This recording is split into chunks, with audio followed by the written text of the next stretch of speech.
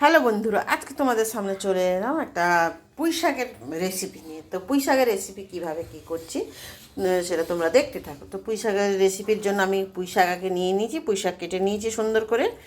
তো কুমড়ো দিয়েছি, আর দিয়েছি হচ্ছে আলু আলু দিয়েছি, কুমড়ো দিয়েছি, পুঁই ডাঁটা।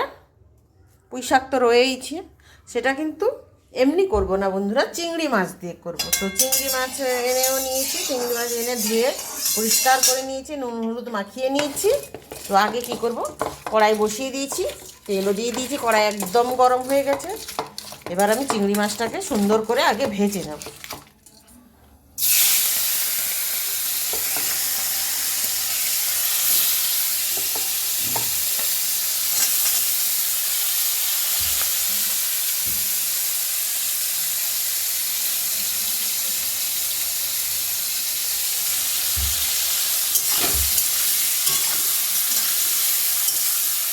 চিংড়ি মাছটাকে একটু ভালো করে ভেজে নিই। চিংড়ি মাছটা আমার ভাজা হয়ে গেছে, সুন্দর করে চিংড়ি মাছটা আমি ভেজে নিয়েছি। এবার আমি তরকারিটা বসিয়ে দেবো, পুঁই শাকটা। তো বসানোর জন্য আমি আগে তেল দিয়ে দিয়েছি, তেলটা গরমও হয়ে গেছে। তো কি কি ফোড়ন দিচ্ছি তোমরা দেখতে থাকো।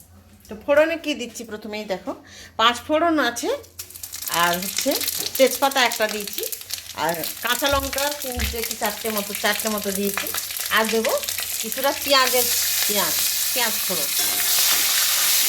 ফোড়নটা আমার সুন্দর করে একটু ভাজা ভাজা হয়ে যায়।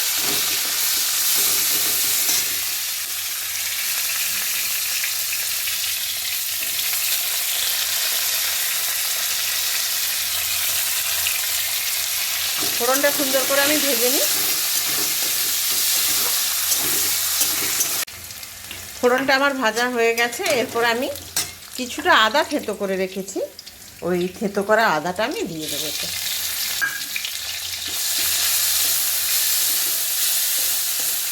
আদা দিয়েও কিছুক্ষণ একটু নাড়াচাড়া করব। আদা দিয়ে ফোড়নটা এবার সুন্দর করে কিন্তু হয়ে গেছে। এবার আমি শাকটা দিয়ে দেবো। শাকটা আমি দিয়ে দিয়েছি। এবার শাকে আমি পরিমাণ মতো একটু নুন দিয়ে দেব। নুনটা আমি দিয়ে দিলাম। এবার একটু হলুদ দেব।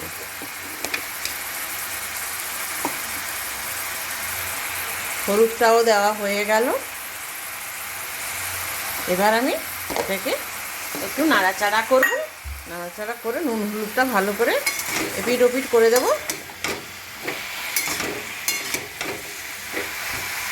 হয়ে গেছে। এরপর আমি এটাকে ঢাকা দিয়ে সুন্দর করে সেদ্ধ করাবো, সুসেদ্ধ একদম। ঢাকনা দিয়ে দিয়েছি, এটা হতে থাক। জিরে গুঁড়ো করে নেবো। তো জিরে একটু গুঁড়ো করে নিচ্ছি সেই ফাঁকে। এদিকে এটাও হতে থাক, সেদ্ধ হতে থাক। জিরেটাও আমার গুঁড়ো ভাজা হয়ে গেছে, তো ভেজে নিয়েছি। এবার ওটাকে হামানদিস্তা একটু গুঁড়ো করে নেব। একবার ঢাকনাটা খুলে আমি একটু নাড়াচাড়া করে দিই। অনেকটাই জল বেরিয়ে গেছে, যে জলটা বেরিয়ে গেছে ওটাই কিন্তু সেদ্ধ হয়ে যাবে, আলাদা করে আর কিন্তু এক্সট্রা জল লাগবে না।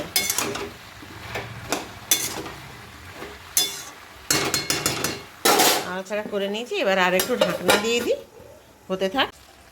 এবার আমি ঢাকনাটা খুলে নিয়েছি। তো এটা আমার হয়েও গেছে, খুব সুন্দর করে সেদ্ধ হয়ে গেছে। আলুও সেদ্ধ হয়ে গেছে, ডাঁটাও সুন্দর করে একদম সেদ্ধ হয়ে গেছে, খুব সুন্দর সেদ্ধ হয়ে গেছে। তো এবার ভাজা যে চিংড়ি মাছটা আছে, ওই চিংড়ি মাছটা আমি এতেই দিয়ে দেবো।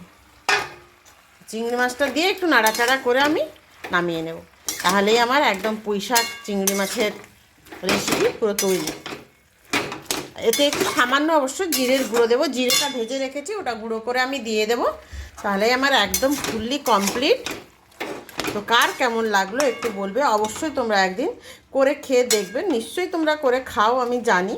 তো যারা খাওনি এখনও অবধি করনি, তারা একদিন অবশ্যই তোমরা করে এটা ট্রাই করতে পারো।